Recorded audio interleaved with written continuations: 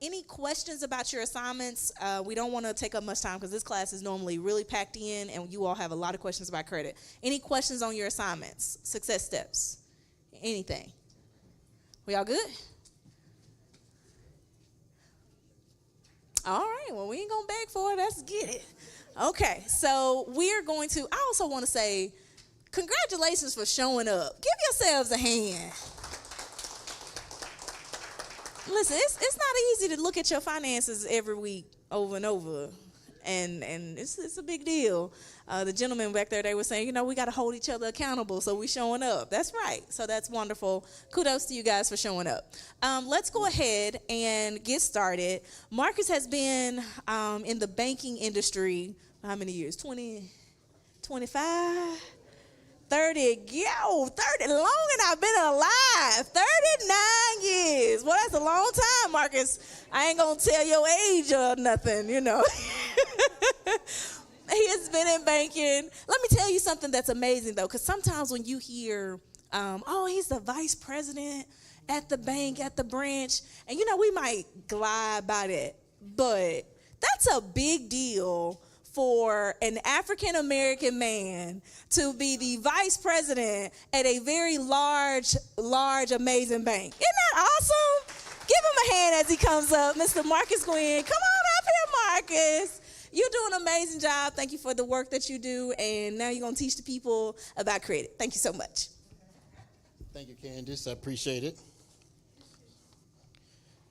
Longer than you have been alive. Wow, that... No. No, that's good though. So a lot. I've met a lot of you already, but I kind of grew up in banking and spent 3 years active duty in the military. I was talking to a young lady back here who's also a soldier, former soldier. So always have a lot of appreciation for those who served and sacrificed. But spent 3 years there. So I've been banking now for about 39 years. I know. I don't look that old. I'm not that old. I was a baby when I started. But what that does, though, it does give me a lot of experience, and I have the opportunity now to run a team of commercial bankers.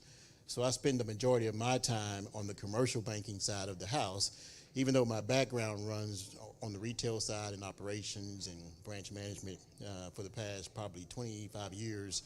I've been helping small businesses, medium-sized businesses, and large businesses grow. And have access to capital and structuring loans and things like that. So I run a team now of about 19 lenders here in Central Arkansas. So keeps me busy. I had hair when I first started managing.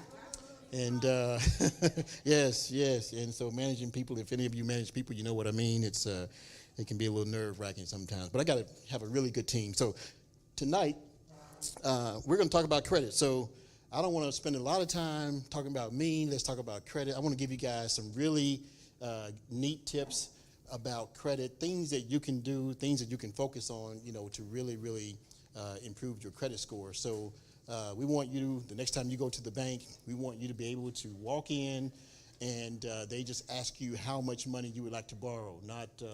It won't even be a question as to whether or not you qualified. It will be how much do you qualify for. So if you don't mind, I like to walk around when I talk because y'all make me nervous. Is that okay?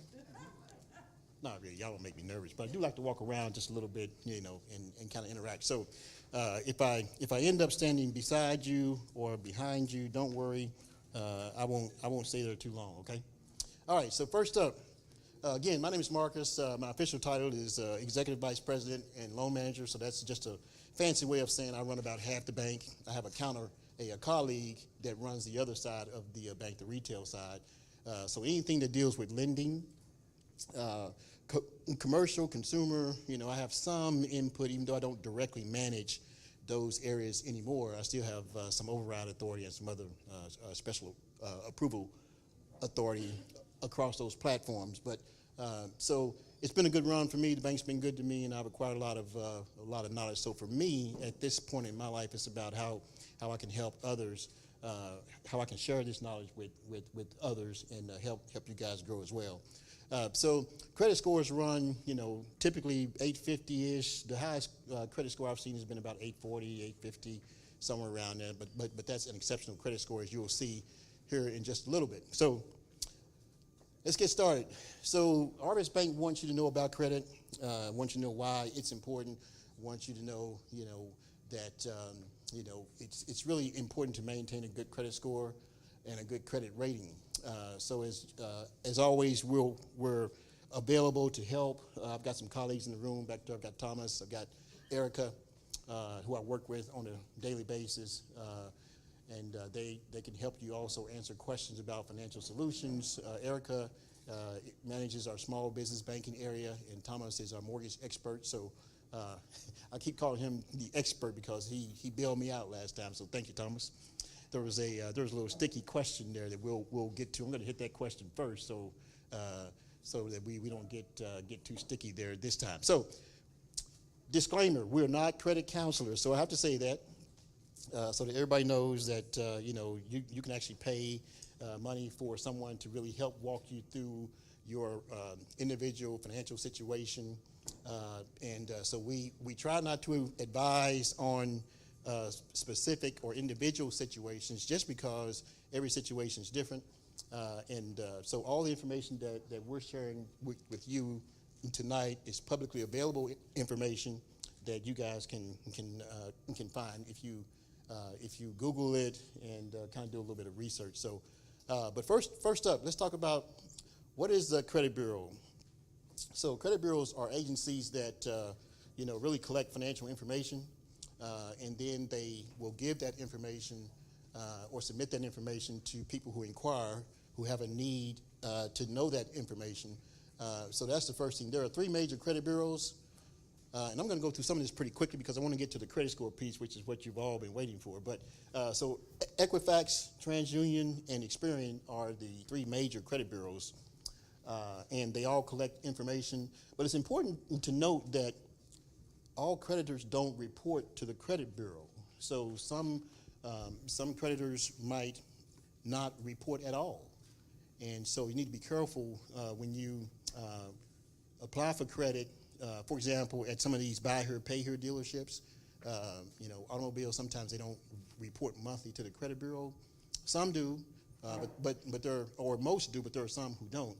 So you need to be really mindful that if you encounter one of those companies, that it's a fair question to ask them if they report to the credit bureau, because you want to get credit for every good payment that you make on time, and we'll show you why here in just a little bit. So three major credit bureaus there.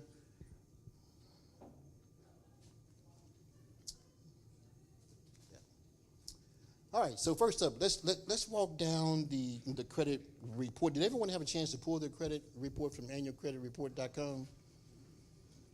If you did, no. So I put some sample credit report documents on the table there. If you didn't, it's okay. And by the way, this PowerPoint that I'm going through tonight and this information about the credit bureau or credit report is available on the St. Mark website. So it's smark.org.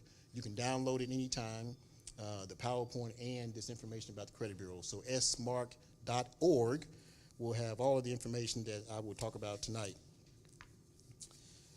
So first up, at the very top of the credit report, you'll have your personal information, your name, your address, your social, things like that. So make sure that all of that information is accurate. It might not seem like it. It might not seem like a big deal. It might seem like it's a small deal, but make sure your address is accurate. So that's the first tip tonight. It makes a difference if your address and previous addresses are accurate. So that's the first thing I would ask you to check. Wrong addresses or phone numbers may be harmless. It may be a simple mistake, but it also could mean that there is some type of fraud on your credit report. So if an address shows up that you don't recognize or it's not yours, it could be signs of identity theft. So really important there. Of course, it has your employment information on the credit report, where you work, the length of employment there, the hire date, last date reported, things like that. Public records is the next section. Things like bankruptcies, tax liens, things of that nature are bad. So those are things that really bankers look at that will negatively impact your credit. So public information, bankruptcies, anything like that is going to be looked at, as I said, negatively, and it's also going to pull your credit score down. So tax liens, civil judgment, other public records like bankruptcies, things like that. Be mindful of those things. Chapter 7, bankruptcy, real quickly, which is my next tip. A Chapter 7 bankruptcy is reported for 10 years. 10 years, because generally a chapter 7 means that all of the debt's been dismissed. A Chapter 10, only a portion of the debts have been dismissed. So typically about 7 years, the Chapter 10 stays on your credit report. So 7 to 10 years, we always tell everyone. It really depends on the type of bankruptcy that you filed, how long it actually stays on your credit report. Any questions so far? Okay, we'll keep rocking and rolling. All right.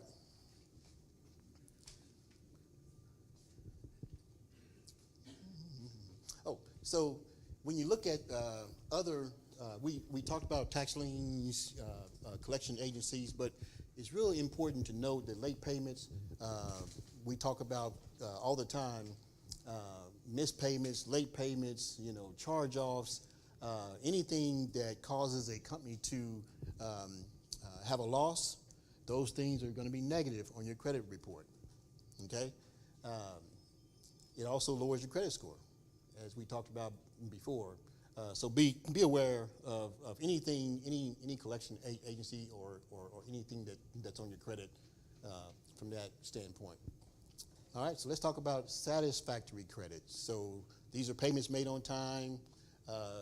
These are payments that are paid as agreed. Obviously, it's positive. It's a positive thing. It's going to positively impact your credit score, which brings me, down to my next tip.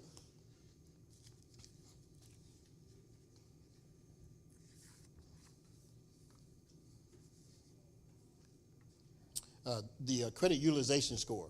So we talk about the credit utilization score a lot, and so the next tip is when you have an account that, let's just say the balance is $5,000, it's really important that you do not charge that balance or that account. If it's a charge account, credit card, it's really important that you don't charge that all the way up to $5,000.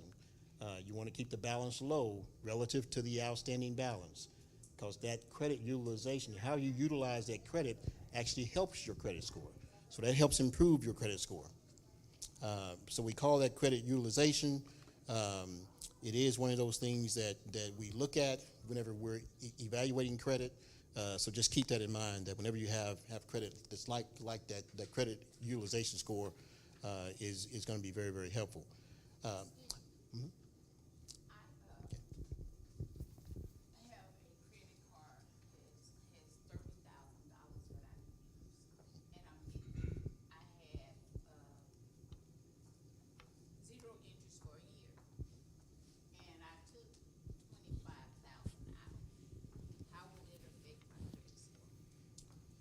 Again, the credit utilization. So the question was, so if we have a $30,000 credit card and zero interest, and she took $25,000 out, how would that affect her credit score? So again, as long as you revolve the account or pay the balance down and charge it back up, pay it down, charge it back up, pay it down, it's going to be a positive impact to your credit. Now, how much you charge, or the credit utilization, how much you utilize of that $30,000 is going to make a difference. So the lower, the better. And generally that's going to be about 25 to 30% utilization is where you maximize your credit score. So, okay, my credit score is 847. And so how would that affect my credit score with that much utilization on that? Yeah, so it depends on how long that utilization. Because I'm going to pay it off in a year, but I'm going to, maybe, I got 12 months. So I'm going Right. to figure out in the 12 months to to get it paid off. Right. But I want to know how would it affect this credit score Yeah. until I get it down to a low. I So- mean, how much percentage? Right. So there's not a set percentage because it depends on how much other debt you have I don't have any other. and how much other how much other debt you have, how you make your payments on time. It's like a number of things. We'll talk about her in a second, but right. I'm just saying with that example, Uh-huh. with me having a high credit score, Right. how low possibly could it drop? That's what I want. That's a question I can't answer because it depends. It depends on a number of factors: the length of credit history, how you make your payments timely. There's a lot of factors, and there's a formula that the credit bureaus use that we don't have access to. So it's impossible for me to tell you exactly how much that credit score might drop. Yeah. Gotcha. Yeah, I wish I could tell you, but yeah, that's a tough question to answer because it depends on a lot of different factors. Yeah. But it sounds like it's impacting your credit score positively. Well, I had an excellent credit Where score. you I are. just did this, so that's why I don't know. Gotcha. Get some remodeling done, and it was like a year free interest. Right. Okay, you got to pay 4%, but that's better than, Right. So that's why I was trying to figure out how much, because I knew it was a high amount. I was close to the 30. Gotcha. Yeah, and that's a great point because sometimes you can take some action now, and it won't affect your credit score until later on down the road. So yeah, the sooner you pay it down, the better. If you're concerned about keeping your credit score up there at 847. Yeah. Good deal. Great question. So, all right. So, inquiries. So we talk about inquiries here. The last time there was a question about hard credit pools versus soft credit pools. So we'll go ahead and address that. So hard credit pools basically are those where you have applied for credit. And so if you have applied for credit, you want to buy a car, you want to buy a home, those things, then that's considered a hard credit pool. So you requested credit from some bank, financial institution, credit union, and so that's considered a hard credit pool. A soft credit pool is when you get things like pre-approved credit card offers in the mail. So they will send you this offer for a credit card that says you're pre-approved, but you still have to qualify. So even though it says pre-approved, you're not really pre-approved because all they did was they pulled what we call a soft pool, and they access certain items in your credit report to see if you would be a good credit risk. So soft pool is generally promotional type items and credit card offers, things like that. And then hard pools are those actual pools where you actually apply for credit. Questions about that?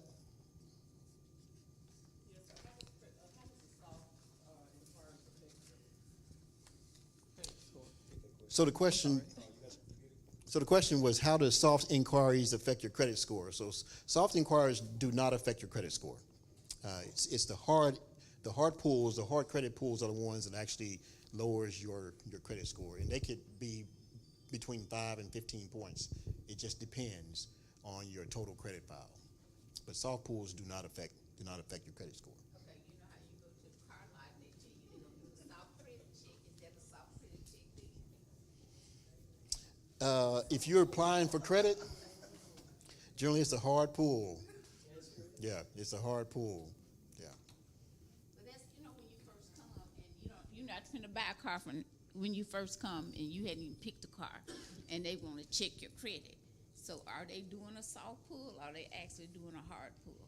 Yeah, I'm not a car dealer, but I would think that would be a hard pull if they think that you're applying for credit.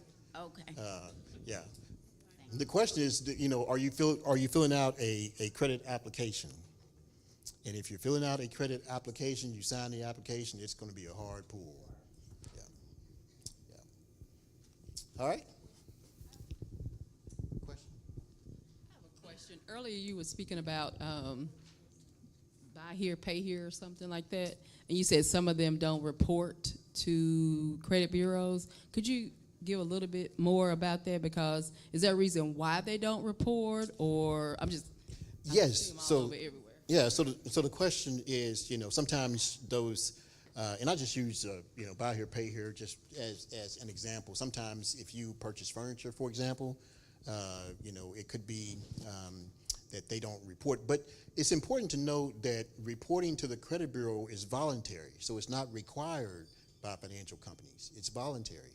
So that's why some companies do and some don't.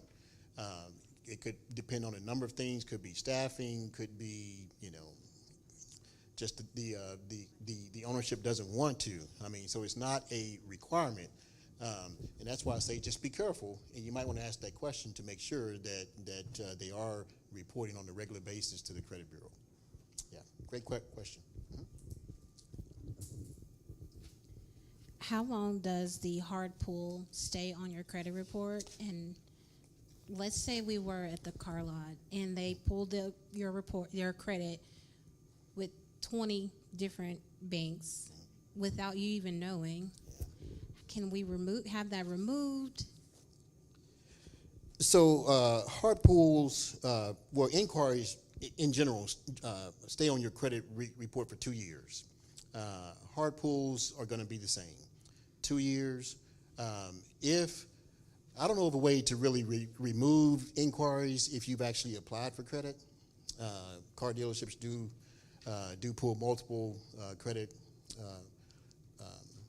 reports and send your information to multiple banks, trying to figure out the best deal and who's going to give them the best deal. And so there's no way that I'm aware of that you can have those inquiries removed if you actually sign an application and you requested credit.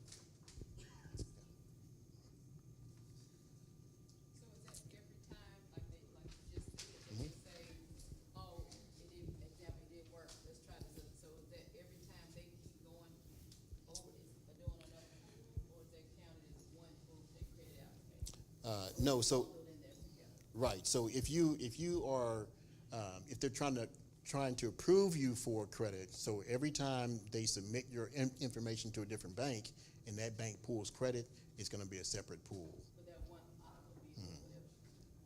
Correct. Question?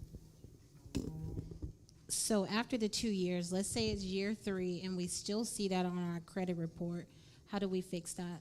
Yeah, so so everyone in here has the opportunity to write a letter. So the question was, how do we correct things on our credit report? So you have the opportunity or the right to write a letter to the credit bureau asking them to remove anything that's on your credit report. And so by law, the credit bureaus have 30 days to investigate your request and make a decision. Either they will remove it or they will send you a letter back saying it's going to stay on and the reason behind it.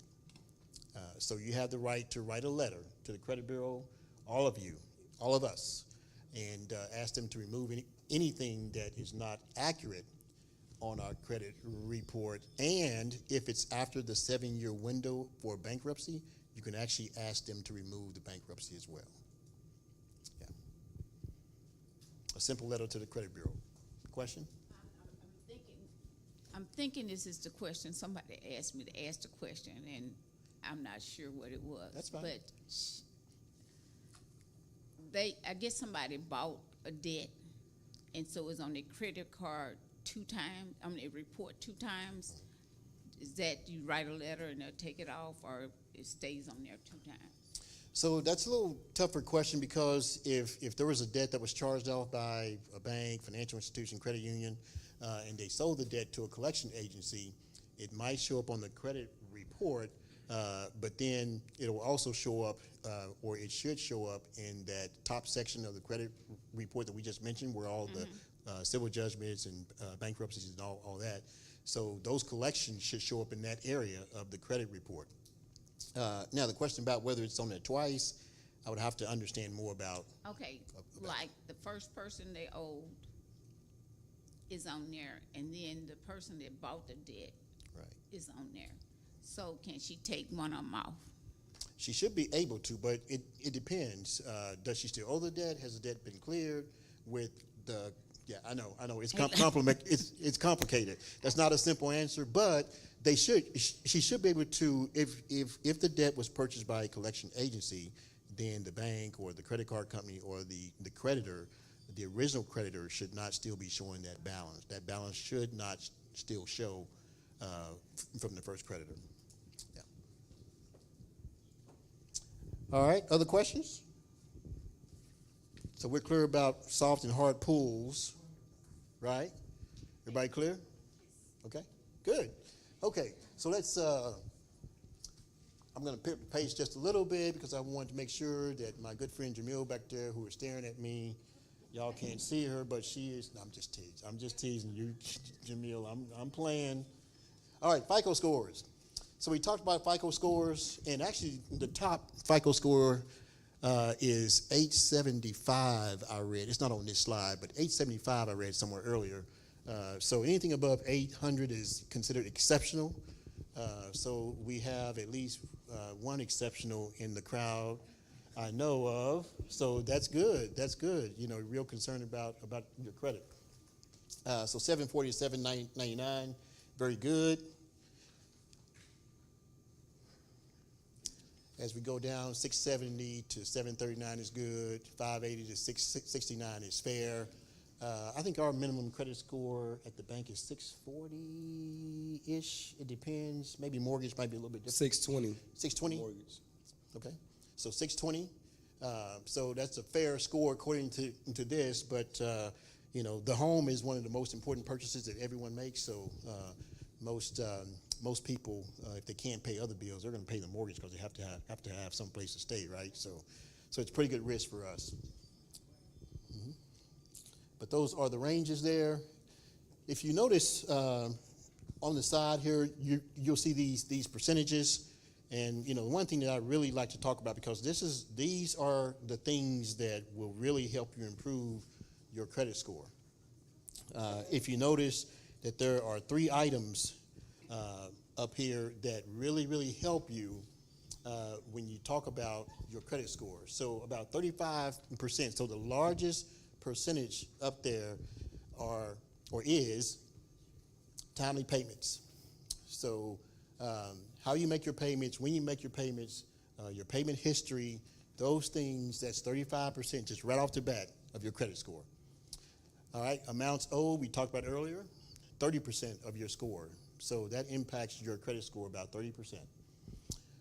And then the length of credit history, 15% over towards the right. So if you add those 3 things up, so how you pay, the timeliness of your payments, the amount owed relative to the amount of credit that you actually have in relationship to the actual balance, i.e. if you've got a $5,000 credit card and you only owe $1,000, so you've got lots of room in that credit card. So amounts owed is 30%, and then the length of credit history is 15%. So 80% of your credit score is made up of those 3 things.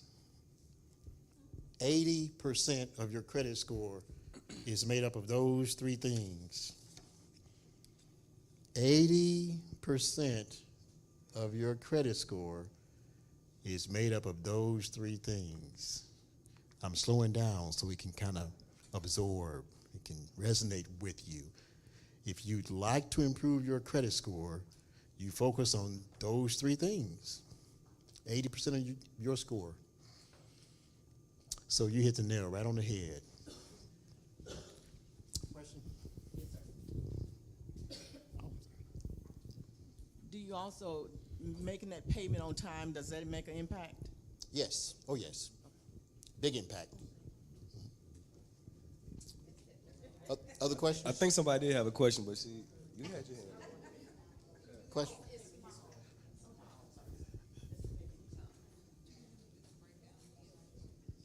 Can you go back over the breakdown one more time, please? Of the 80%, the 80%? Yes. So All of it. The whole 100. The whole 100. So the question is, no. So those 3 things. If you want to change your credit score, if you want to improve your credit score, you focus on those three things. Not that you shouldn't focus on, the other. New credit is 10%, and then your credit mix is also 10%. So if you have revolving debt, if you have automobile debt, if you have a mortgage, installment debt, and so the credit mix is like 10% of your credit score. But that's a small portion. So if you really want to move the needle on your credit score, you really focus on the items that have the greatest impact. And so 80% of your credit score is made up of those three things that I mentioned. How you pay on time, the length of. Got you. So, and again, this PowerPoint is available online. Please go back and download it after tonight. But yeah, so amount owed, payment history, and then length of credit history. Those are the things that make up 80% of your score. So what you've all been waiting for since night one, how to improve your credit score, that's it. That's the secret. That is it. Question?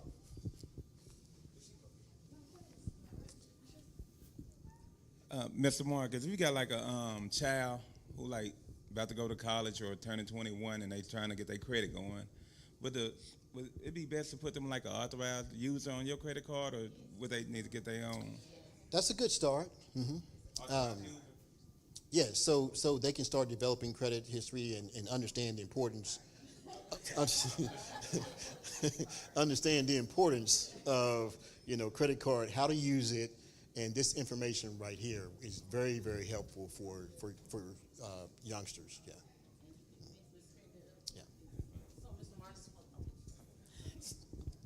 So when you pay all your credit off, I don't need to close my credit cards, or does it impact it? No, so the length of, now notice I said good payments. So if you've had late payments, then I would probably close the card, but because that's not going to help you. But if you've paid on time and you've had a good long track record of paying on time, then I would leave that card open. We got a question. Question? We'll go here then there.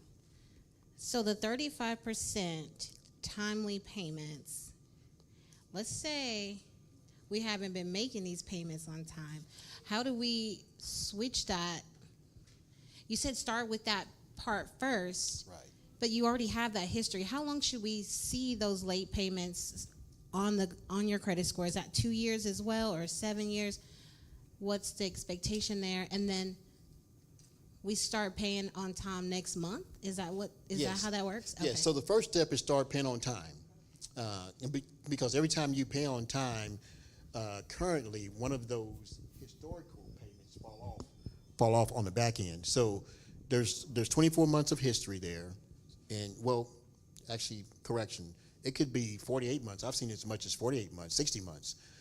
So if you've got, let's just say 48 months of history that you're paying and you've got some late payments in there, every time you make a payment on time, then one of those late payments fall off on the back end. So it's never too late to start making the payments on time. And I always tell customers all the time that, a lot of people focus on, this grace period that's out there. Don't do it.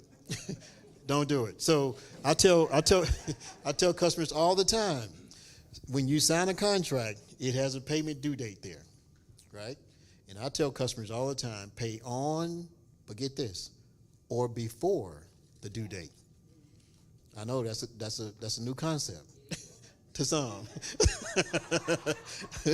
I know some people get bills in the mail, they're late, they say, I know on them, mail it on back. No, but seriously, pay on or before the due date, and that helps you protect your credit. Also, we have a thing that's called automatic debit. That's another way to really help protect your credit. So if you have those automatic debits coming out every month, then you set it up on a certain date, and I would do one day before the due date, and that way you know that your payments will always be made on time. Great question, though. Question to the right? My son asked me the other day, and I've been telling him about this class so I want to educate him properly. So he has like a Barclay card that he had in college, and he's really good about not charging it up. And so he hadn't used it because he's really good about not doing that. So he got a letter from Barclay saying, "You haven't used this card in a while. We're going to close it." So two questions. I suggested that because he doesn't overspend. I said, go buy something because he's adamant about paying it off before it's due. So go ahead and do it, and then making sure you pay it off. But was that right? Because if he had let it close, that would have affected his credit, right? Right. He loses all of that history. Also, the outstanding balance, the relationship that I talked about earlier. The outstanding balance in relationship to the total credit. So all you have to do is charge something small and pay it off. Yeah, that's what he did. Okay. Because keep in mind that banks assess risk, and so banks are in the business of also making money. So banks are a for-profit organization.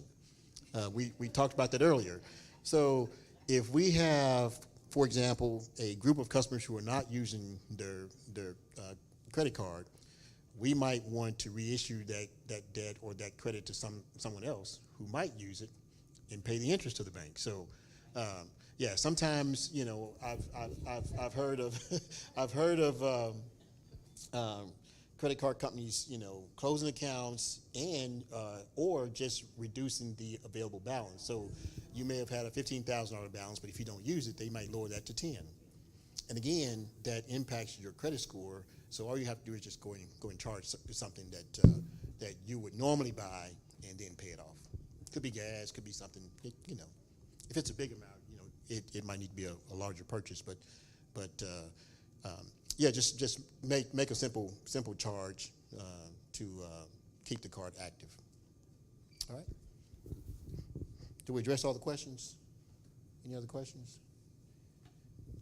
How's the family? All right. Candace, I think the family's real good. Yeah. I know. All right. So moving on here. So credit score. Again, all this information that I'm going through this evening is available on the smark.org website. You can download it at your leisure. We've talked about some of these things already. Things that help your credit score. We talked about the credit utilization. 20 and 30% is kind of the target range, so that's going to give you the maximum benefit or positive impact to your credit. Need multiple lines of credit, so different types of credit, whether it's installment, whether it's credit cards or revolving lines of credit. On-time payments, talked a lot about that. Credit history already, and then the history of paid off loans. So if you got good history out there and you paid a loan off, then you want it to stay out there because that helps you. And keep in mind, there's no magic to what banks do, but we evaluate risk. And so, got a question, Thomas. So when we evaluate risk, we're trying to make sure that if we loan money out, we get repaid. So there's no magic formula. There's no mystery to it. Banks just would like to be repaid, plus interest, of course. Question? Yes, sir. I was going to ask about if I was given the correct information. I've been telling people that need to start building their credit score to start like with a secured credit card.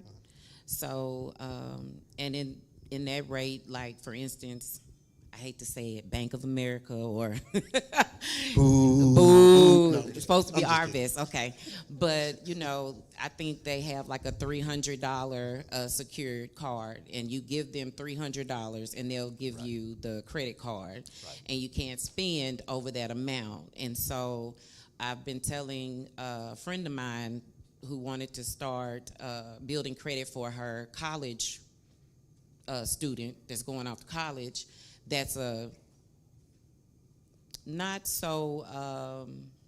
putting them in debt. So it's a least amount of difficulty as far as with their credit and teaching them about credit and paying it off. So is that correct? Because that's what I've been telling people to do. Yes, so that is correct. That's good advice. And anytime you can help someone who's young, who is trying to understand credit.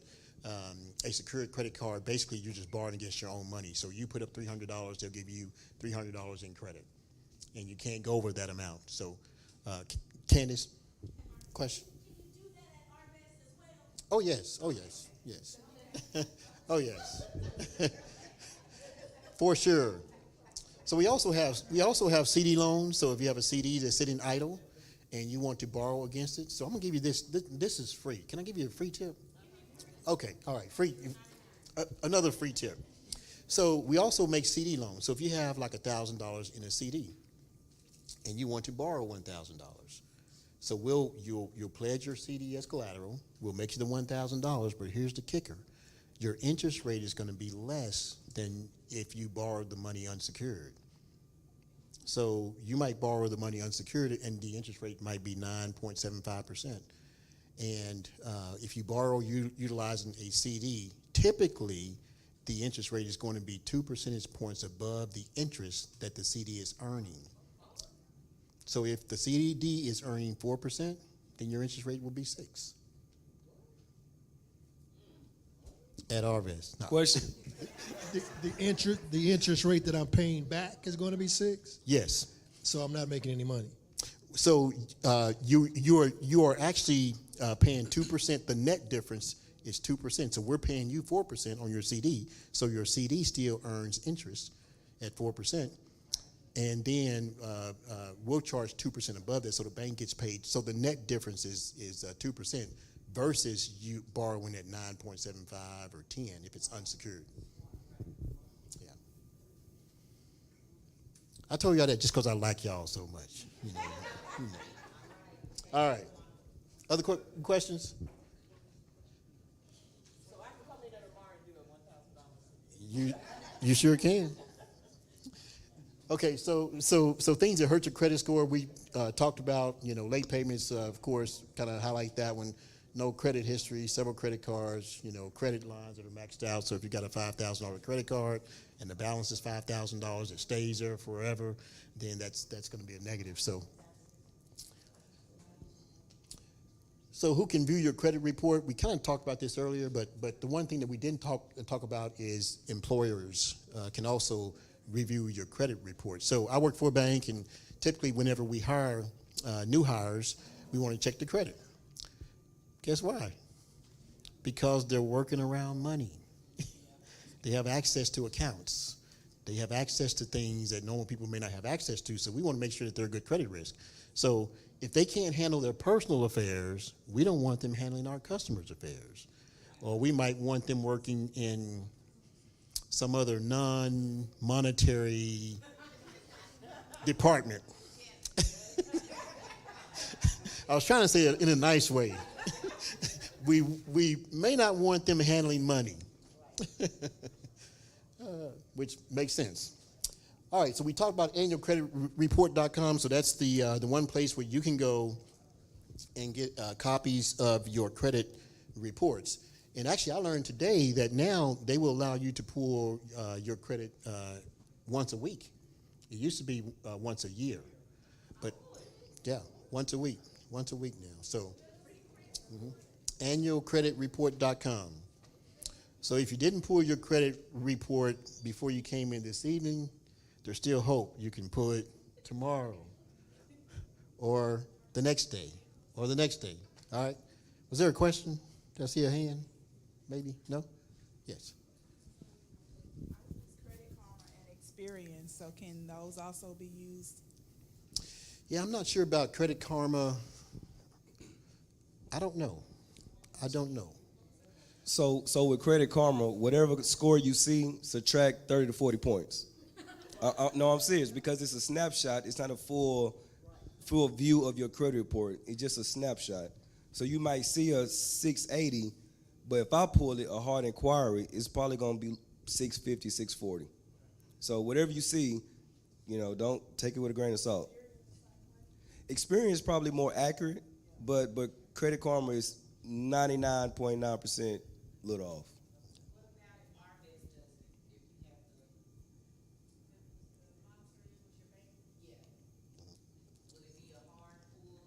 Do we offer that? No? Do Arvest offer like the credit karma snapshot? Identity protect.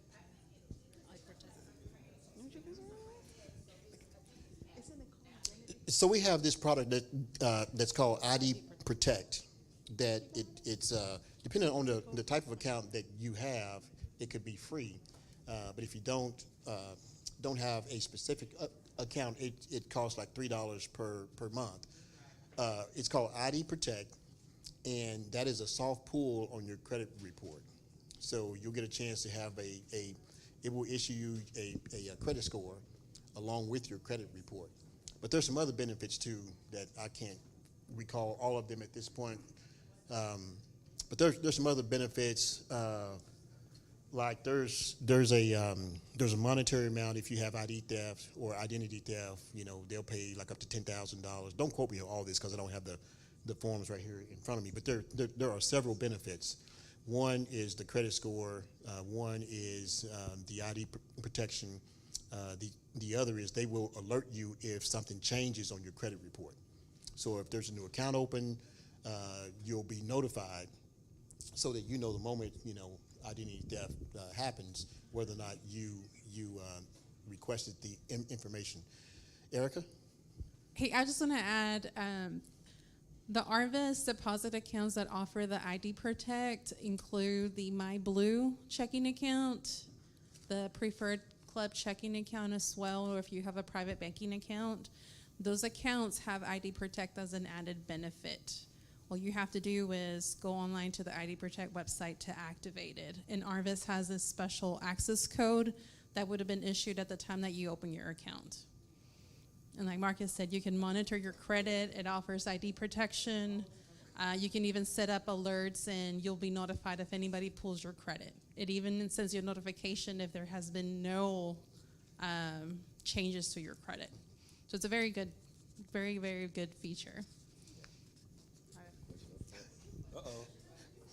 We had about 3 hands go up, so. Well, what if you were with Superior before they changed over to Arbit, 100 years ago? How did that change over? Is that the same information? It all depends on what type of account you have. We'd have to look at the account. So the question was, if you were with the former Superior Bank, which Arvest bought back in 2000, would that still count? And we'd have to look at the particular account to make sure. My question is, I know I have my blue checking, but so can I still go get the pen or something? I don't even go in the bank. I'm sorry, I just don't. I go to, I don't. I'm that ATM or direct deposit type person. That's just me. But how do I get the pen? Because I opened that account years ago. I mean, I don't know. Okay. Yep. Okay. Right. So I can't sign on and give me a pen, or I can request a pen. Yeah. So yeah, if you call customer service, we'll get you fixed up, or one of us, we'll give you our number and just call us and we'll get you taken care of. Question, I think there was another question.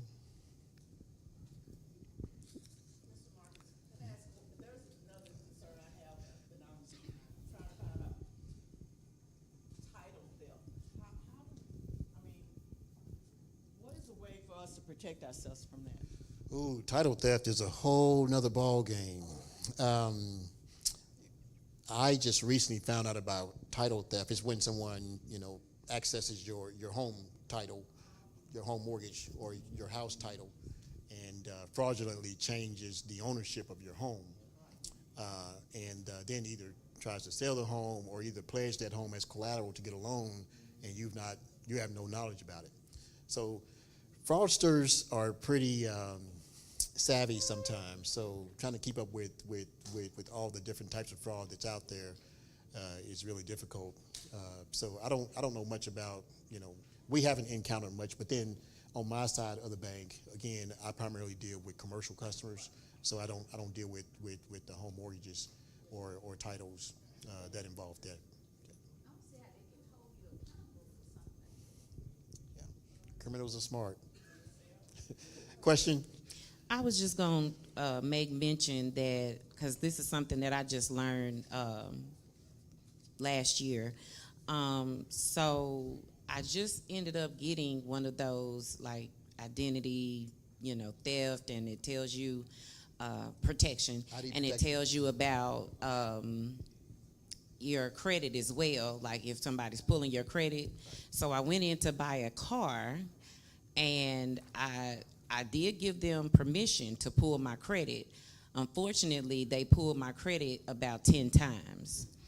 And they were doing it to, I guess, find me a cheaper percentage rate, because I was like, no, that's too much, no, that's too much, no, I don't want to pay that. And so, but it was unbeknownst to me that it wasn't just one pull, it was several. So, just FYI, people will pull your credit multiple times. And then when I went to the next car dealership to try to see about another car, that's when I found out that they had pulled my credit like 10 times. Gotcha.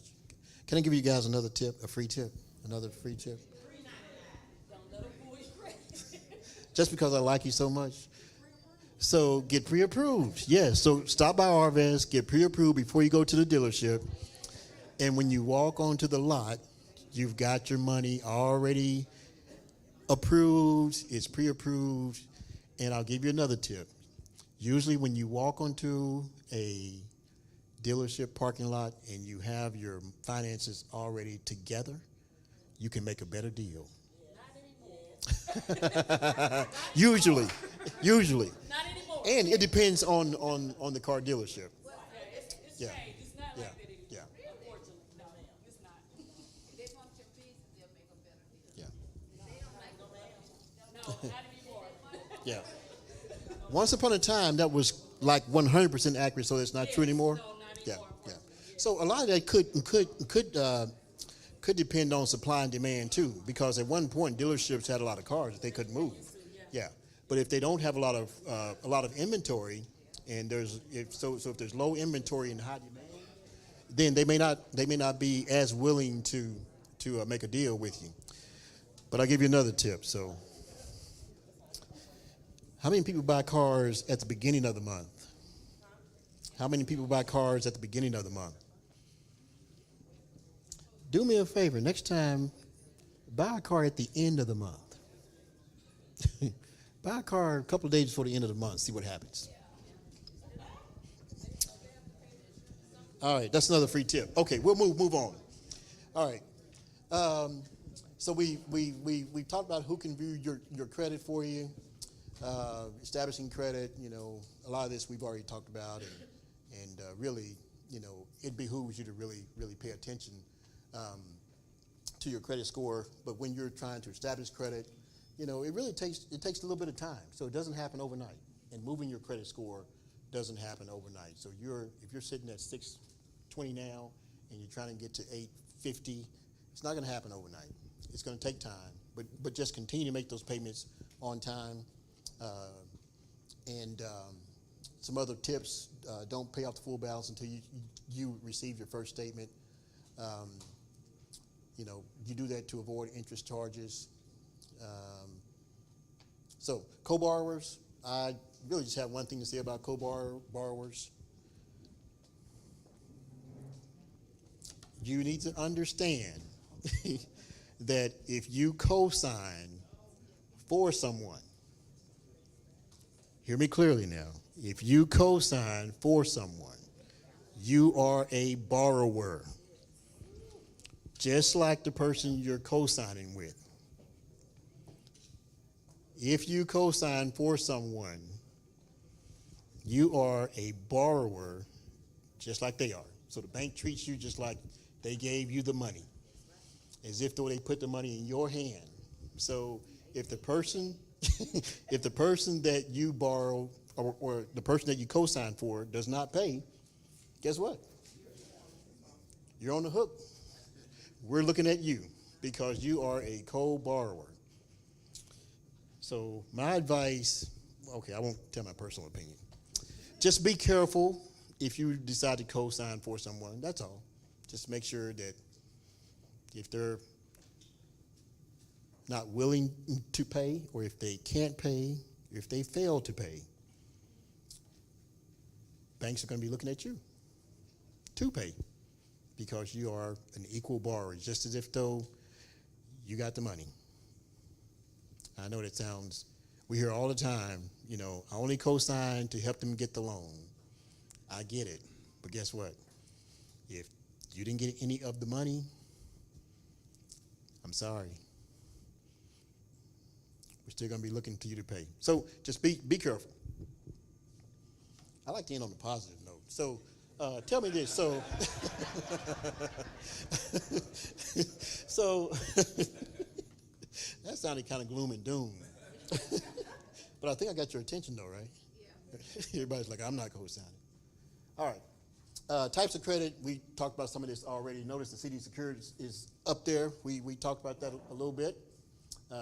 Obviously, installment loans, cars, boats, you know, mortgages, revolving debt, credit cards, personal lines of credit, home equity lines of credit. So if you have a home that you've been in for a while and you want to make some improvements to it, there's a product that's called a home improvement loan or home equity line of credit that you can get using the equity in your home to improve your property or do something else with the money. That's all I'll say about that. All right. Yes, ma'am. Question?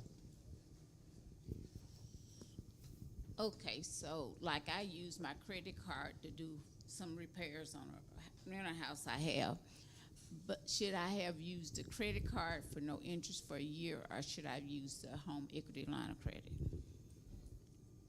Anytime you can get interest or fund access to funds at zero interest, it's hard to pass up. You know, the question is, you know, how long, what your intentions are for paying the loan off, because they give you a certain length of time for no interest. Let's just say it's 6 months. 6 months in a day, they charge you all the back interest. So you got to make sure that you, I can do a home equity line and consolidate. True. I just thought it would be easy for a year, no interest, Right. and try to attack the debt. But then if that didn't work, I can do a home equity line of credit. Right. Anytime you can get money at zero interest, it's hard to pass up. Okay.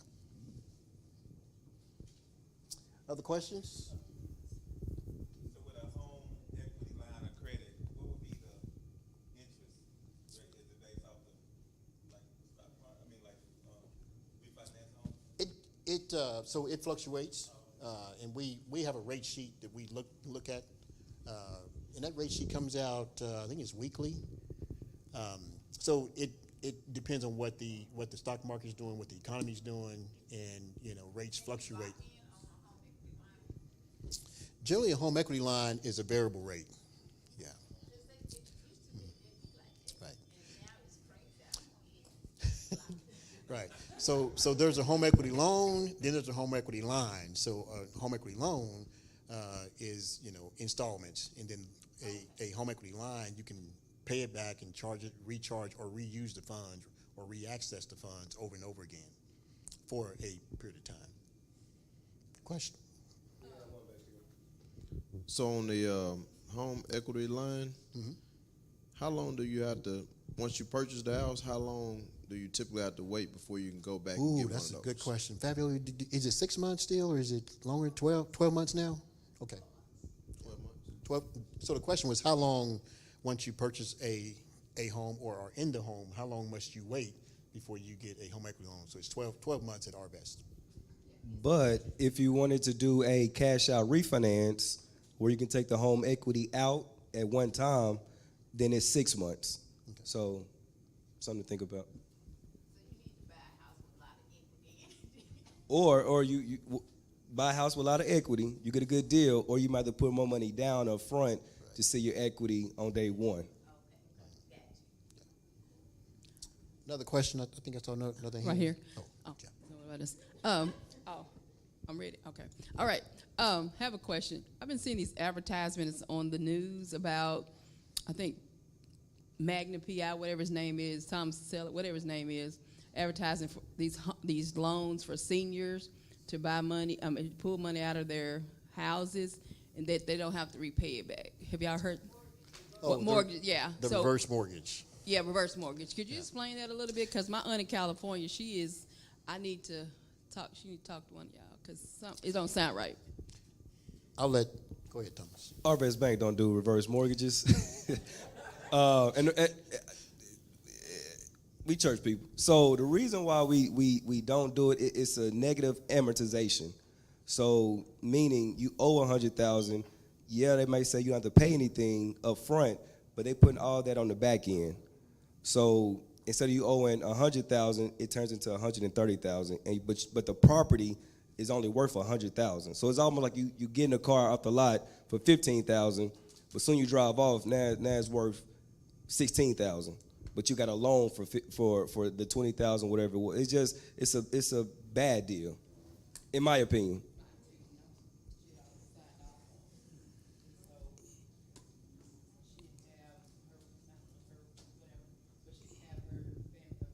Yeah. And most of the time, they're on the phone, they're talking fast, they want you to hurry up and do it. When you feel pressure like that, 9 out of 10 times, it's not a good deal.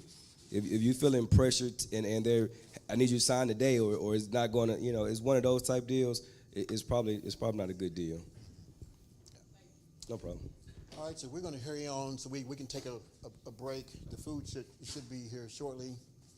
Talk about the importance of debt, but we didn't talk about actually the importance specifically of installment debt. But basically, when you get an installment loan, they give you all the money up front, and then you have to pay it back in monthly installments.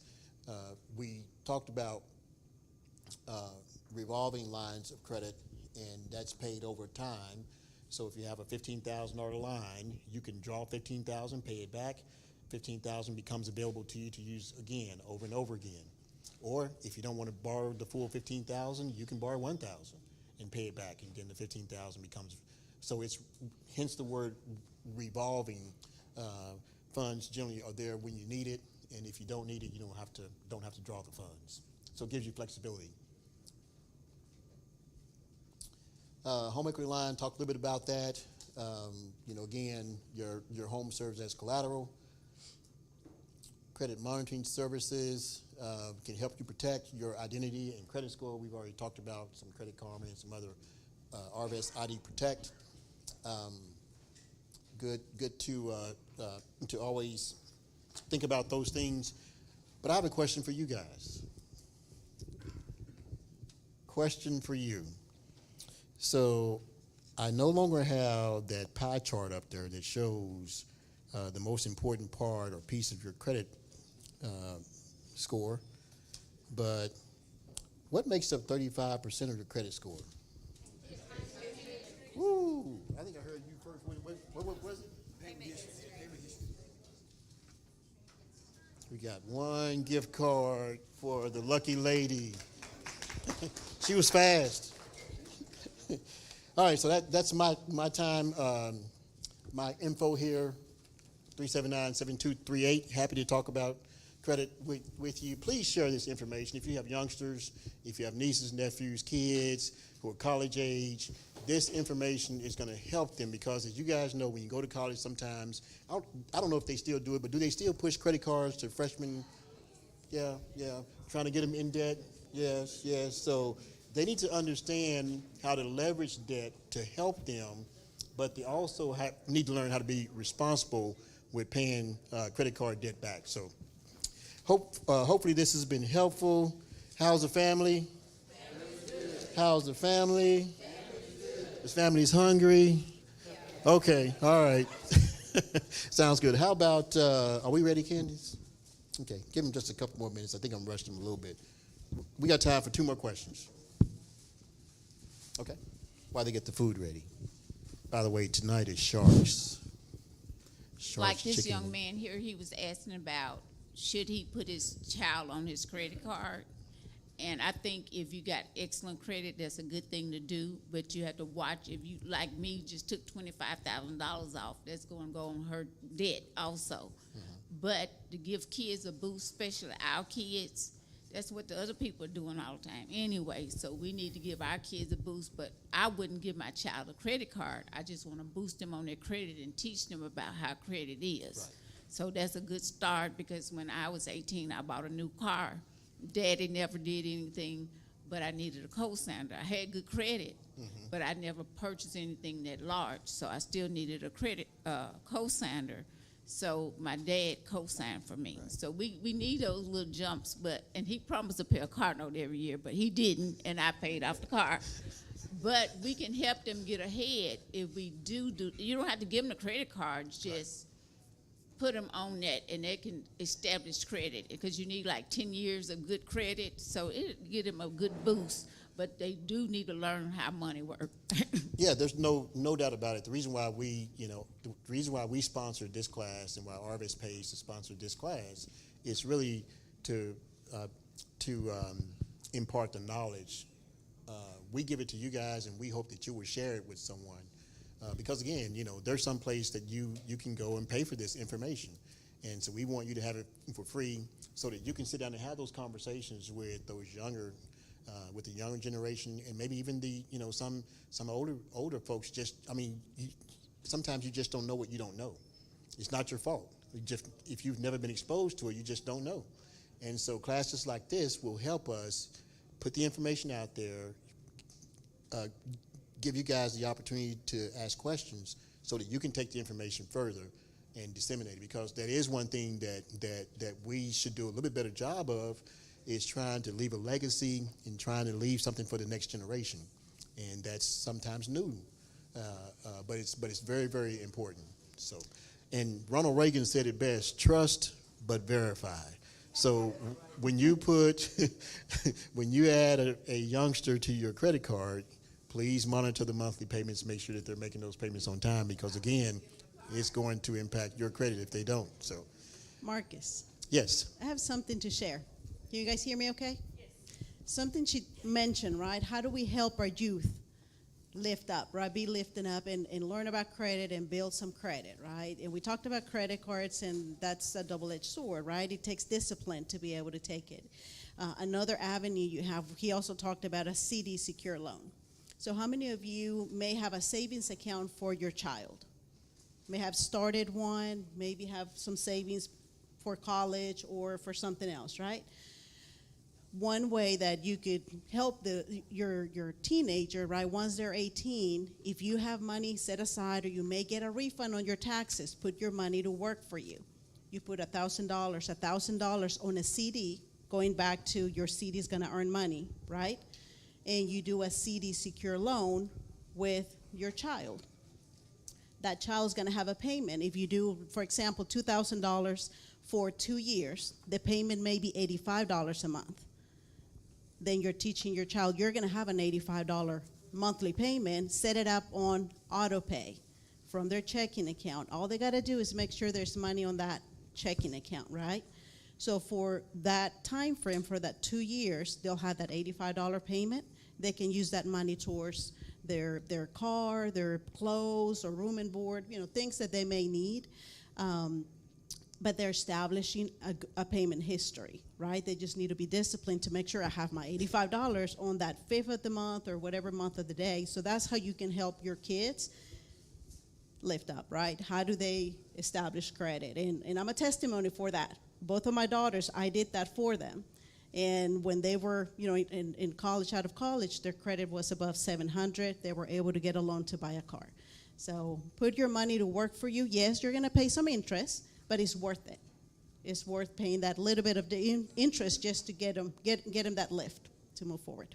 That's a great point. So thank you so much. Appreciate it. And that's all the time that we have today. So it looks like dinner is ready. So we're going to pray over the food so that you guys can move through the line real quickly. I am into Jamil's time for about 5 minutes, so she's going to choke me, y'all. But y'all take up for me. All right. So let us pray. Lord, we thank you for all things. Lord, we'd like to always start by thanking you for your love, thanking you for your mercy, and sure enough, thanking you for your grace. Lord, we ask that some information that we've heard this evening fall on fertile ground. Lord, we ask that we pray that we share this information with others, particularly our youth, as they become better stewards of what you have given us. Lord, we ask that you bless this food for the nourishment of our bodies. In Christ's name, amen.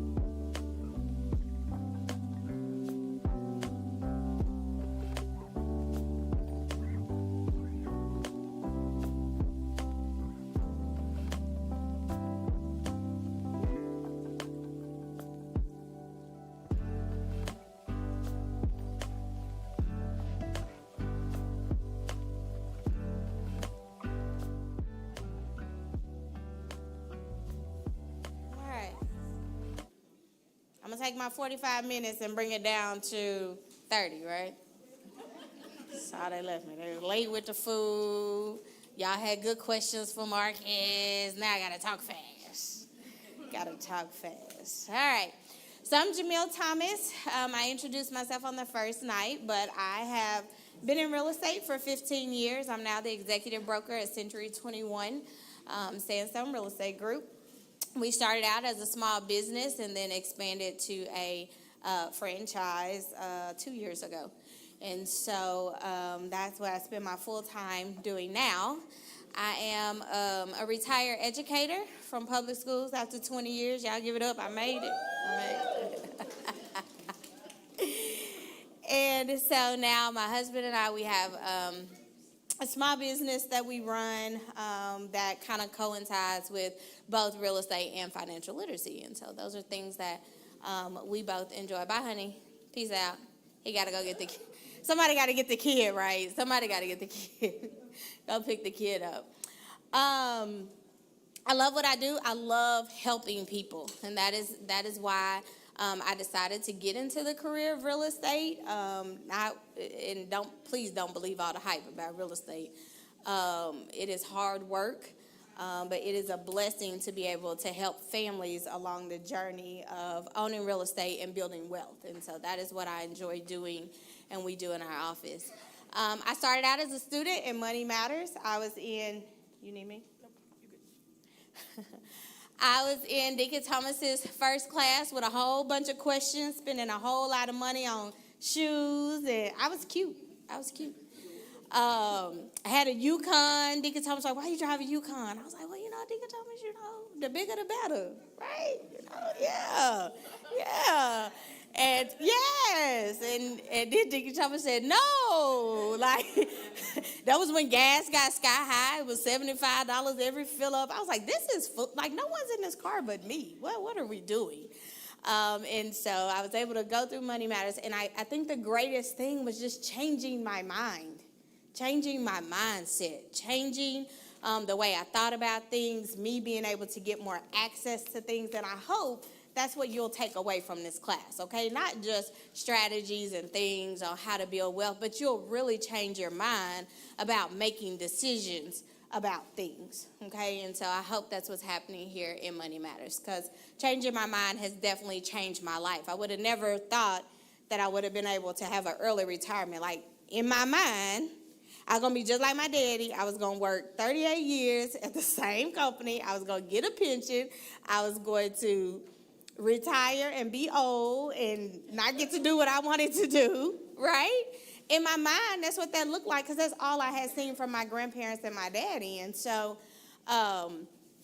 coming here and changing my mindset has really given me a different outlook on life, and now we're able to enjoy the ride while we do build transcendent wealth and generational wealth for our child and whatever she decided to do with her life. That's Danny Kate. She's 3. Yep, I'm an old parent. Y'all pray for me, because I'm somewhere between gentle parenting and Medea parenting. I'm like, it depends on the day of the week of how that happens. So I'm a little too old for a 3-year-old, but we're here for it. It's fun some days when I'm not tired. So our office, we are a minority veteran-owned business, and so with that comes some access and some perks to programs and different things we have access to. We've been Business of the Year, all the things. I think most recently, outside of just becoming executive broker, but I recently became, I didn't even know this was a thing, I got qualified as a probate expert. Okay, so I go to court. I've been working on this, and David will talk about estate planning next week. But I was with a family. They had this property. We needed to liquidate. We needed to go through probate, all this kind of stuff, right? And the way it happened was somebody just called and said, Jamil, can you help us? We need to sell some stuff that used to belong to our parents, but they've passed away. Well, that became a whole 5-year process to work through this thing. And so now that we're on the backside of it, I've been able to work with attorneys, been able to work with title people, and now I can honestly say I do have a little bit of knowledge about how to liquidate estates and then also work through probate things. So that was an experience that I didn't plan on having, but I got it now. So if you need those services, we got you, okay? Why invest in real estate? Why is that even important? Well, real estate is a long-term investment tool, okay? It's a long-term savings. Some people, buy a house, they live in it for 30 years, they retire, so that way when they retire, their house paid off, there's no rent, they just live till they decide to do something else, okay? But it's also a wealth generating tool, and we're going to talk about how to use real estate as a vehicle to generate wealth. There are benefits. There's tax benefits to it. There's also personal benefits as the property goes, okay? Over time, property value increases, and we'll talk about that. That's called appreciation, goes up in value. And then also, you'll see in areas where people own their homes and live in them, those economies look a little bit healthier than some of our high rental, those type places. And we'll talk about how you can do both, right? How I can live in and own my own home and live in this area, but I can also own real estate in another type of area and create my own healthy economy within that by owning those properties, okay? Any questions for me, y'all just stop me along the way. Average sales price. So this was closeout of 2023. In the United States, the average sales price was $410,000 for a home across the United States, okay? Let me tell you why that's important. Because 10 years before that, it was $324,000. So when I'm talking about appreciation and your property going up in value, okay, it's almost $100,000 going up in value, all right? Arkansas, and I'm going to tell you why I have these numbers up here. Arkansas, our average home price is right at about $200,000, okay? We Arkansas. Everybody say, we Arkansas. We Arkansas, okay? 10 years before that, we were about at $167,000 for our median average home price. Here's the thing. If you have someone in Chicago paying $410,000 for property, but they get online and see in Arkansas we have property for $198,000, where do you think they're going to invest their dollars? In Arkansas. Last year, the National Association of Realtors put out a study about the 5 places in the United States that had the lowest real estate price. And where do you think we fell? In the 5, right? We were in the 5. So what they did was that started to draw national attention. Oh, people who want to invest their money in real estate, let's go to Arkansas. Okay, doesn't matter where you own it. Let me go to Arkansas. I can get two houses for the price that I can pay in Chicago, right? I don't care. I don't care about the renter. I don't care who live in it. I just know it's a wealth generating tool and it's creating money for me, okay? I had a lady come to me earlier, and she said, I kind of want property, but I don't want to manage it. Well, that's why we have companies and property managers, okay? And what you do is you pay them a small fee. When the refrigerator go out, the air conditioning unit go out, they go over there. All you do is collect a check, okay? All you do is collect a check, all right? Any questions about this? Marcus got this ice box in here. I be freezing. He know I got low iron. Where you go? Look at him. Marcus be up here sweating, and I be back there. This low iron. All right. Buying versus renting. These are just some simple things here. When you buy a home, you're building equity. It's going up in value. You don't have a landlord. Do what you want to do. Home values increase. There are tax benefits. We talked about that. And then you have fixed payments, okay? Outside of your taxes and insurance, your payment is going to stay the same. Now, taxes and insurance going to do this, right? We have a tornado. What happens to insurance? They go up, okay? We keep on living. What happened to taxes? They go up, right? All you got to do is live for taxes to go up, okay? No events required. And so on the other side, rent, you may have more flexibility to move around. Could be possibly cheaper in monthly payments. Not usually the case. Maintenance is not their responsibility. They have a full-time landlord. And then the thing about rent is the owner of the property can charge whatever they want to when they want to, okay? They can say, tomorrow's Tuesday, I want to go up $50. Well, you have no control over that because it's not your property as a renter, okay? Questions for me? I have a question. With the tax deductions, I know interest should be a tax deductible. What are the tax deductibles they have Okay, I'm not a tax person. Okay, I sell property. All right, you catch Candace in her email. But the interest that you pay on your home can be tax deductible. Okay, years ago the laws changed where we now have a standard deduction. So you really have to get with your tax professional to make sure they can make that all work for you. Okay, yes, ma'am. Can I go back? Go back. Go. You want me to go back? Which back? To the what? This, versus. Versus. Oh, okay. I thought we left that at COVID. Versus is back? Okay, versus. All right. Okay. Get your phone, take a picture. Somebody take a picture, send it to her. Yes. So, as a landlord, so the state doesn't have like a requirement that you can charge for rent, for your rent. You can charge whatever you want. There's no guidelines in that at all. It's yours. It's yours. Right. Housing subsidy, they have rules and parameters. But when it's your personal property and you put a sign out front that say for rent, when they say, ma'am, how much is it?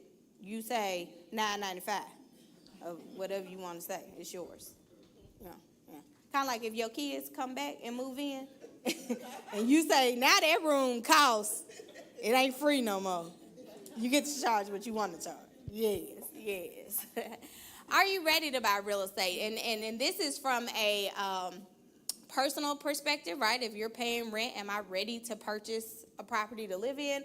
Or even from an investor standpoint. Two things that we talk about in this class is having your monthly spending plan together and your credit. Marcus just went over all of that, okay? If that monthly spending plan in the red, you're not ready, okay? If we got a little black over there to play with, you got your emergency fund put up, we might can have some things, ready to do there as long as your credit is ready to roll. Anybody remember what Thomas said the lowest the credit could be for the mortgage? 620. Somebody was listening. Come on, 620. All right, Thomas, I got some. You gonna be ready? Okay. All right. So once you go to the bank, you decide you want to buy. You've got your spending plan together. You got your credit together. They say, they give you this letter. It's called pre-qualification or pre-approval. They say, we gonna trust you with our money. All right. Based on your credit history and your spending plan and these pay stubs that we got, I'm going to trust you with this amount of money, all right? And that's what we call your buying power. When the bank says, hey, we think if we give you $250, you're going to pay us back.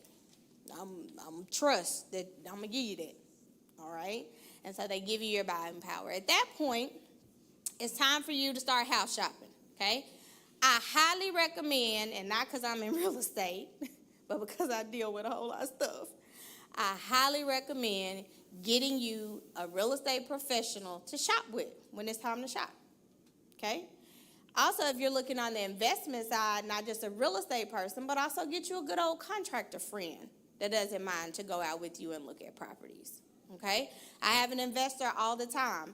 And we meet out there and, it'll be me, the real estate agent, the investor, and the contractor, and we look at a property as a whole. I'm talking numbers about what the market is doing. The contractor is talking numbers about how much it is to fix up this property, and then the investor is making decisions about how much money they actually want to put into it, okay? So get you somebody that knows the market. You can always show up and look at a property and buy a house. I hope we never get to the point of what's the car vending machine? Carvana. I hope we don't get Housevana. Because that's going to stress me out. Because somebody said earlier about the people stealing the title stuff that's going on right now. Don't sell me no house and no vending machine, okay? All right? Just don't take me there, okay? But get your real estate professional, somebody that's going to work with you, somebody you trust, you can ask questions with, and I will be honest, right? I got a whole lot of family.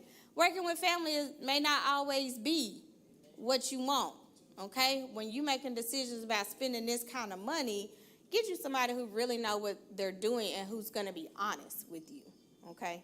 All right, any questions for me? No? All right, okay, I'm going to keep rolling. So here is what I want to talk about from the investment side of real estate, okay? So you bought a home, all right? You own it, okay? Arvest said, we gave you this money, you bought it, okay? You've lived in it 7 years, all right? You decide, my kid's going to college, I don't want to pay for board. It costs too much, all right? What I would rather do is buy a little house, a little duplex, and put my kids in there with some roommates. Huh? That's what I want to do. Yeah. But to do that, I need some money, right? How long I've been in my house? 7 years. 7 years. Arvest just said we have options called a line of credit. Okay? All right? Now, if I want to purchase a house for my kid to live in, do I need a whole nother $250,000? No. I need access to the money that's already in my house on the line of credit. So I'm going to take them, when I take them to get school clothes, I'm going house shopping too, all right? Because the college ain't getting all my money, okay? And I'm going to find a little house, just a little house. Don't get them no real house because, they mindset, they ain't gonna appreciate. Give them a little house, okay? Put them in there with 2-3 roommates. Everybody get a little space, okay? Roommates pay $450 each. $450. Mine can stay there free. I let them stay free, okay? But that's enough to cover that mortgage payment, right, on it monthly. So then my kid end up staying for free. I own a property that's appreciating in value. I got this little line of credit that I use for the down payment that I'm paying that back off their rent. Life is good, right? Life is good. When they graduate, you got options. I can sell it, get some more money, and put some more kids in there and rent it out again. It's up to you, okay? But owning real estate gives you access. It gives you access to resources, okay? If I don't own a home, I can't go to Arvest and ask for a line of credit. You don't own nothing. We can't trust you with any money because you don't have anything to show us that we can do that, okay? But also other things. We had pipes burst, wintertime. If you were a homeowner, we had pipes burst. I had a client of mine that called me when her pipes burst. I said, hey, call insurance, right? See what they're going to do for you. I said, but you've been in your house 5 years. Call the bank and see if you can get a line of credit to take the pressure off you from having to scrounge up money to get these pipes burst right now. Get that line of credit and you got time to pay it back, okay? And so what could have been an emergency, how I'm going to find $12,000 to fix these pipes, just because it becomes an inconvenience. Oh, I got to stay at the hotel 2 weeks till they get my pipes fixed. Yeah, and that was a real deal. And, questions for me about any of this? I told you I was going to keep it short and sweet for y'all. Insurance. Did they help her with a busted pipe? A little bit. But, there were lots of personal things that got damaged, and I think we'll talk about that in the insurance piece about making sure when you move into your home, videotape everything that's in your home, right? Because when the insurance company, when you call them and they say, well, ma'am, what got damaged? You don't know. You frantic. I don't know. The stuff that was in the house. Well, ma'am, what's in the house? Where's the list? Where's your inventory? I don't know. But if you have a video or if you have a list of serial numbers, here's my TV, here's my Gucci bag, here's my Jordans, here's my all the things, right? But if you don't have those things, then what can insurance do for you? That I can't just take your word that it was there. So yes, she did get money to help with repairs, and then flooring, right? The allowance for the flooring wasn't enough to pay for the type of flooring that she wanted. So then there's a difference, right? Somebody had to pay for that difference. Yeah. Questions? Questions about real estate? Questions about what you got? Got a question? I'm listening. Question. Oh, right there. I just wanted to know your opinion about vacation homes. I'm not that rich. No, renting out your home or your property. If you have it to do it, right? I would say get with, your tax professional definitely and see how that's going to benefit you, because you want what's going to be the most benefit, right?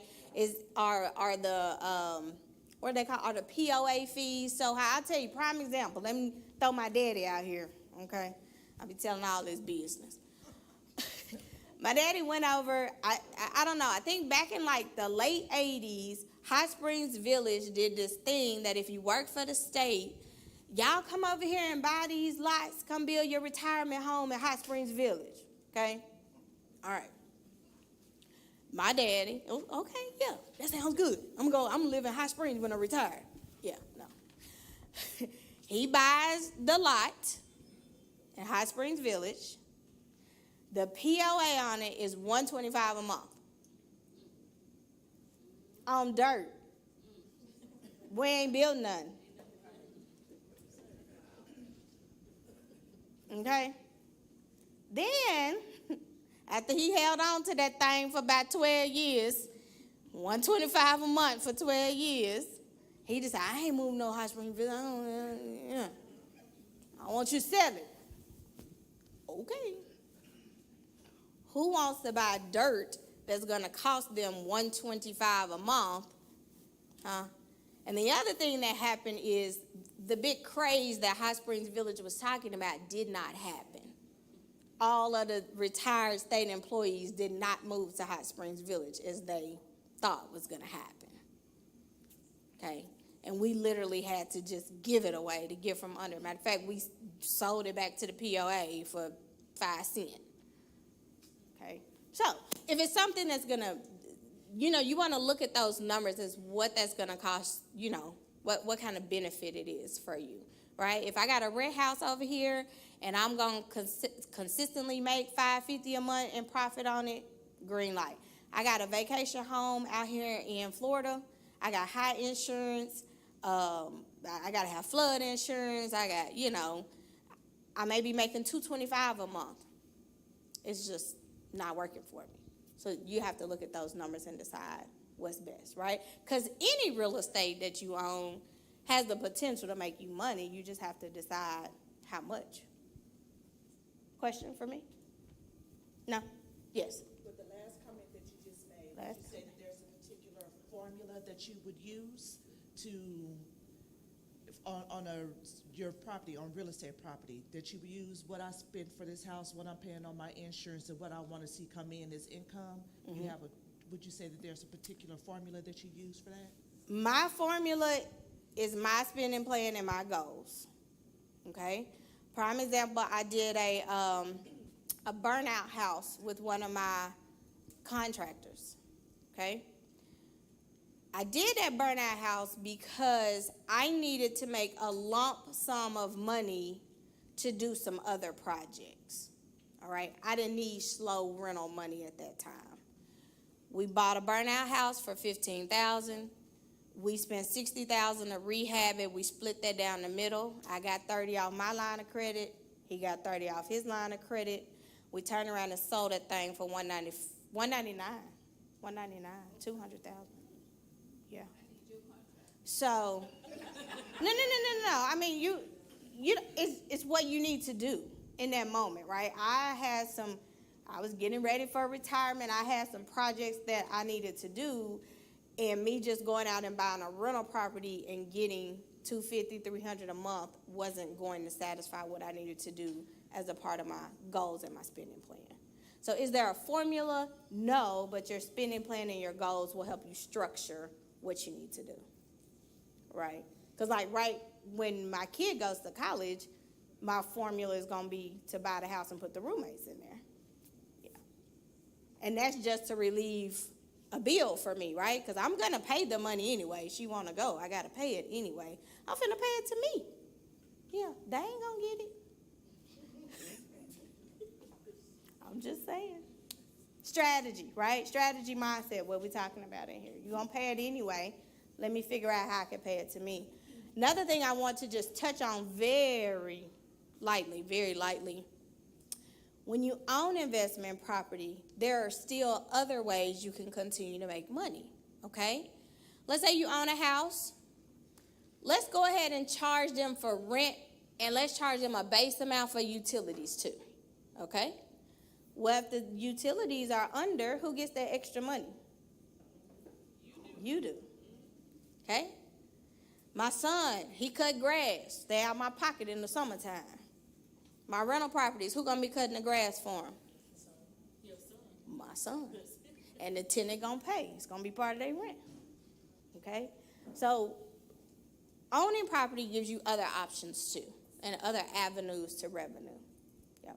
It's just a mindset thing. Yes, Marcus? Question. So sometimes you hear about property that's for sale by owner. Can you walk us through why a real estate professional is important in these situations? Yes. So buying a house for sale by owner is kind of like buying that house on Housevana, okay? Right? Real talk. Usually the owner is not a licensed real estate agent because we can't do for sale by owner, okay? They could be retired, but usually they're not. Usually they don't have a background in real estate. Their goal is they don't want to pay an agent and they're trying to save money, okay? All right. So you driving on Sunday, you see the for sale by owner, you go to the open house. This is the one I want. Sure. You've already been to Arvest. Thomas told you, here's your buying power. We're going to let you have this much money. Okay? Thomas is going to ask you, where the contract?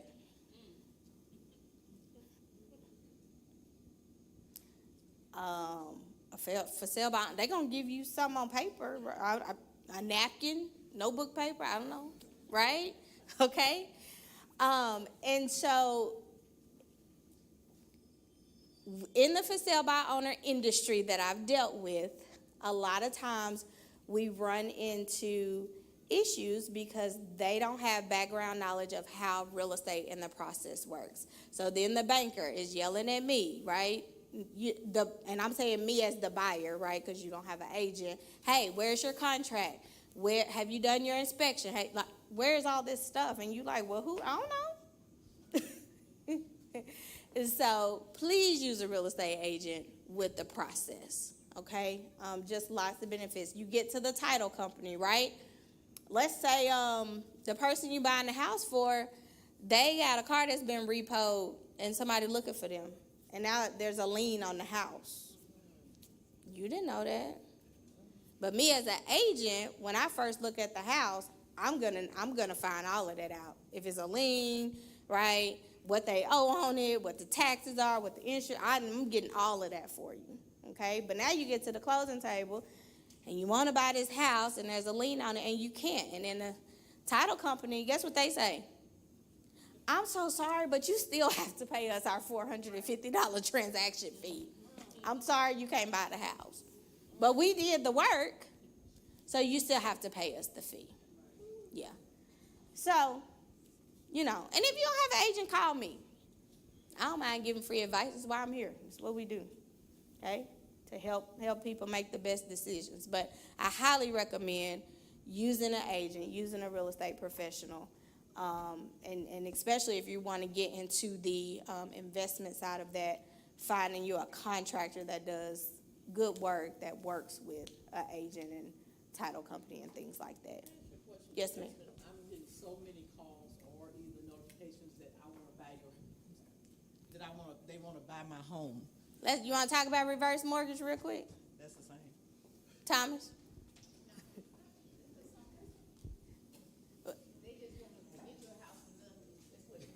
Well, tell her how it works. What was the question? She said she gets calls that people want to buy her house. They want to make me an offer. They want to make you an offer on the house. Yes, sir. Yeah, that's not reverse. They just want to buy your house because the inventory is low. So they just want to buy your house to get as little as they can out of you. Sorry, because if I you're not missed an your agent, then they're gonna know that you might not know what the fair market value is. So they're trying to call you directly to do a for sale by owner to see if they could get it. You owe 100,000, but I can give it to you for 94. You might think that's a good deal, but you still got a balance of 6,000 that you got to pay for. So that's why they calling directly and not going through the agents. Yes, sorry. I missed the question. Yes, my bad. Sorry. Yes, so our inventory is low. We don't have a lot of houses to sell, okay? And mainly because, like I say, we have people coming to buy real estate from everywhere in Arkansas because it's so cheap. So people who have been approved for loans and want to buy, first-time home buyers, things like that, want to buy a home. Well, then you have people out there that know this information, and they'll look online and say, oh, well, she's been in her house 12 years. Let me see if she want to sell it. Let me call. And the same thing, like he says, you might not know what it's worth, right? If they tell you 100,000, you might think it's great, but your house might be worth 215. Yeah. So that's what, yes. And then on the flip side, I would say too, say it's worth 100,000, and they say, you know what, we'll give you 130 for it. That sounds good, but then you got to ask the question, where am I gonna go after that? So that's the same thing that happened to my parents. Somebody they were gonna make a cash deal, and my dad was excited, but where you finna go? Yes, so those are the type of questions, but you could be strategic in it, and those are the type of questions that you want to ask yourself. If somebody comes to you with a cash deal or whatever type of offer, where can I go after this deal is done? But I did ask him that, and he said, well, how long do we have to give you? And he said, I want to offer you, and then I said, well, tell me what the offer is you want. Mm-hmm. Bottom line is still asking the question, where do I go from there? Yeah, but that wouldn't be his answer. Because once he buy that house, Yeah, he don't that's care. on you. That's why you gotta get a real estate agent after that. When it start getting into negotiations and all that, that's why you gotta get a professional to help you navigate through that situation. And sometimes they'll say real nicely, well, I'll just charge you monthly rent until you find somewhere else to go. No, he just said, he said, I give you 30 days to get out. Oh. Yes. But sometimes they will. Like I've had people do that before. Like they sold their home, didn't have anywhere to go, and they said, oh, well, that's okay. Just stay there, pay me monthly rent until you find somewhere. Jamil, the reason I ask is Yep.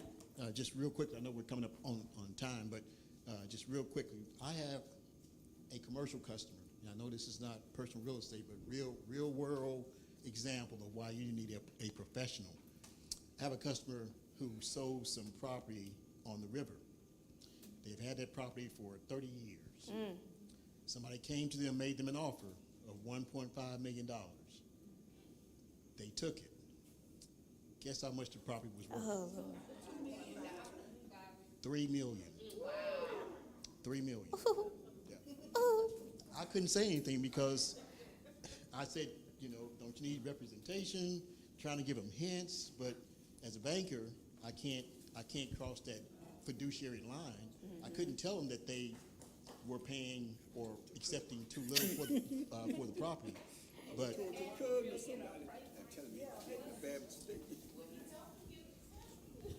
Right. The appraisal counts as a professional. Gabby, yes. What report do you have, like with the city or the state or whatever, executes an eminent domain? You own your own property. Could you explain that a little bit in regards to real estate when you own your own home in certain areas or whatever, and the city or the state or the municipalities engage in eminent domain? And what recourse do you have or whatever? Could you explain? So one that I just had a client that was upset about it, but there's not much you could do, was a roundabout being put in, and their house, she was going to lose part of her yard because the roundabout was being put in by the city for that. It's eminent domain, like they're allowed to do that. They're allowed to do that. So you can either sell it or you can stay. But when it's an improvement for the city and the district, they're allowed to do that. And I'm sure if you think like way back to when like they started putting interstates in, I mean, that was people's personal properties before I-40 came, right? But we're making improvements. We're making the world better. So by eminent domain, we get to. Pay what? They're allowed to. Some money.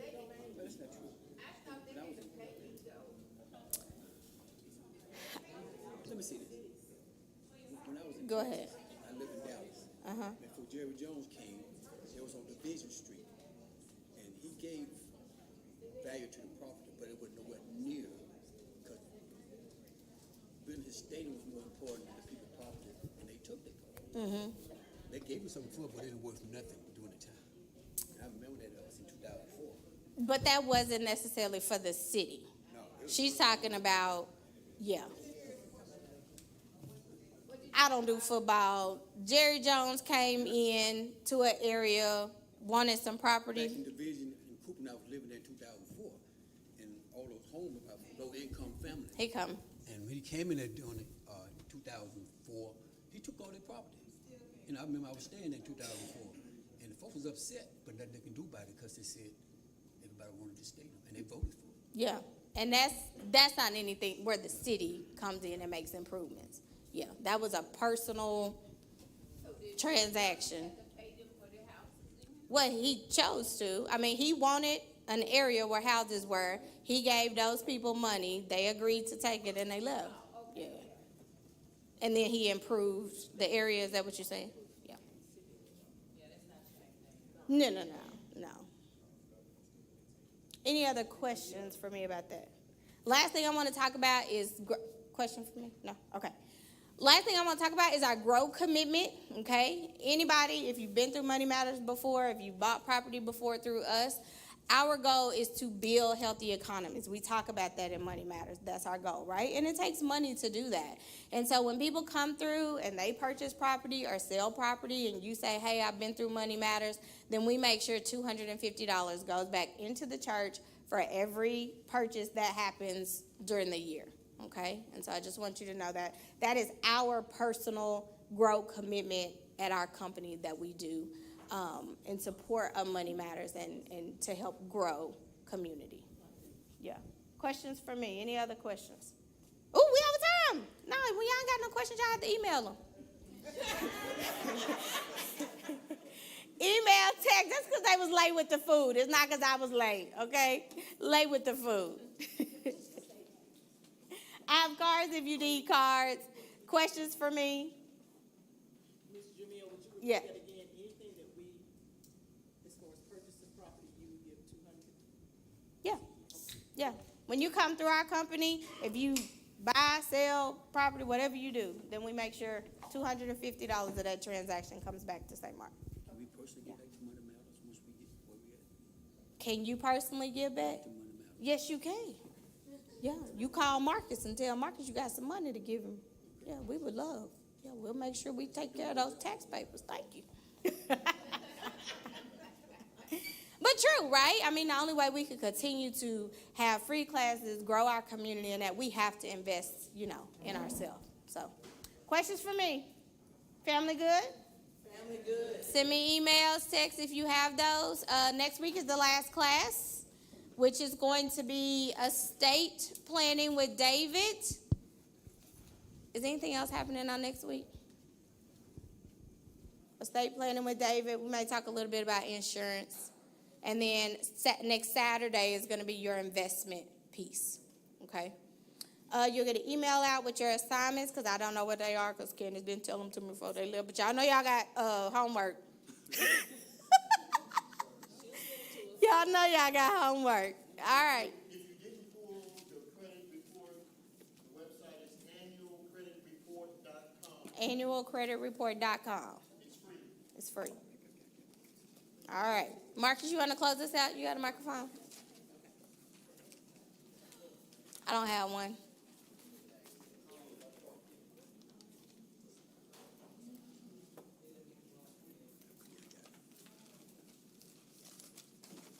There it is. All right, so how's the family? Family's good. All right, Family's family's rich. good. So thank you for your time and attention. We'll go ahead and close this out if you'll bow with me, please.